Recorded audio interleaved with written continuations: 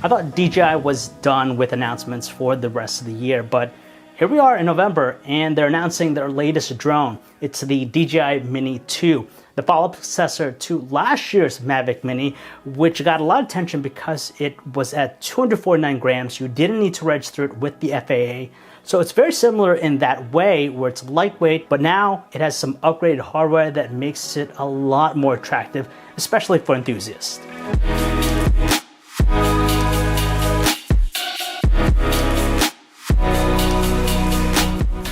But before I get into the nitty-gritty about the drone, I want to tell you guys the 5 best new features of the Mini 2 before I go into greater detail. So quickly list them off here. Number 1 being the 4K video recording. Number 2, OcuSync 2.0 transmission technology. Number 3, the better stability you're getting with the drone. Number 4, the 249 gram weight limit. And the last piece is the price. So yeah, a lot of people are going to be excited that 4K video recording is here with the Mini 2. I think a lot of people wanted that with the original Mini, but it only topped out at 2.7K resolution at 30 frames per second. DJI is using the same sensor here as before, but now it's increased to 4K resolution at 30 frames per second. You have also options for 24 and 25 if you want. But more importantly, they also increased the bit rate for the recording. It's at 100 megabits per second versus 30 megabits per second from before. So with that, you can get a little bit more information from your footage. Now, if you do want a faster frame rate, you could drop it down to 1080p. You have pretty much the gamut from 60 frames per second all the way down to 24 frames per second. The only thing you're missing out here if you flew the DJI Mavic Air 2 is that you're not going to get things like the HDR mode, the video HDR, and also some of the super slow motion speeds. But I think for a lot of people, this is going to give them the extra flexibility in post to either punch in, crop, or do whatever, but at least you get that full 4K resolution. The second big feature here with the Mini 2 is OcuSync 2.0 transmission technology. Now, if you've used the Mavic Air 2 like I have, you'll really appreciate this feature because with OcuSync 2.0, it just provides for more reliable transmission from the controller to the drone. When I've used the Mavic Mini before, every now and then I would see the video feed glitch out or have some sort of interference. So far in using the Mini 2, I haven't seen too much of that, which is great.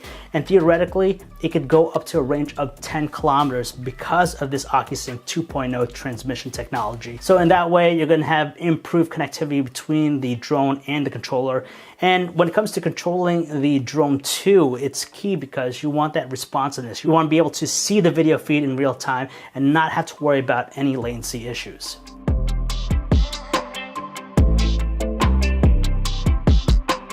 One of the biggest challenges with drones in general is that the lighter you are, the tougher it is for you to stay stabilized, especially in windy conditions.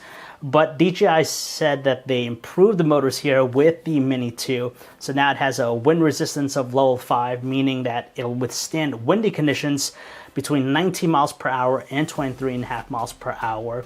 And honestly, in my first day of actually flying the Mini 2, I was kind of surprised that it handled the windy conditions, and I try to refrain from flying when it's really windy out because you never know what's going to happen. With something this light, I am always scared that it's going to struggle as far as coming back to me because it's flying against the wind. But luckily, I did fly it over the river and it seemed to handle it fine. And when it's kind of hovered or tried to stay still, you can see a little bit movement, but for the most part, it was handling the wind very well. The footage from the gimbal was also super stable. You didn't see any jitters or anything like that. So far it's great, but I would still caution you guys to not fly it when it's really gusty out, unless you're a pro. When you consider the new hardware they put into the Mini 2 to give it the 4K video recording, the OcuSync 2.0 technology, and also the improved motors, you would think there would be a compromise somewhere, whether it's in the battery life of the drone or perhaps the weight. But you know what? There's none of that. It's still 249 grams, which is kind of crazy because with that, just about anyone could buy the Mini 2 and start flying it. You don't need to register it with the FAA. And to me, that's good to know because for a lot of people who just want to pick up a drone, start flying for the first time, it just makes for an easier transition. On top of that, the battery life is exceptional. 31 minutes per charge with the battery. So that's pretty long. And when you consider the size of the unit, it's compact, travel friendly, doesn't weigh a whole lot. And it's probably the best drone you could find as far as a travel companion. And those are the 5 best new features of the DJI Mini 2. I still think it's a fantastic upgrade versus last year's unit. The price is definitely worth it. Some of the areas where it struggles is low light performance. It's still not the best, but you have 4K video recording at 100 megabits per second, so you get more information and you just have a little bit more to work around with. And of course, as far as the other drones in DJI's portfolio, I still feel as though the Mavic Air 2 is still the all-arounder because yes, it has better performance, larger sensor, more features, but largely for the fact that you have those obstacle avoidance sensors, so you could have the drone fly autonomously and not worry about it hitting something else.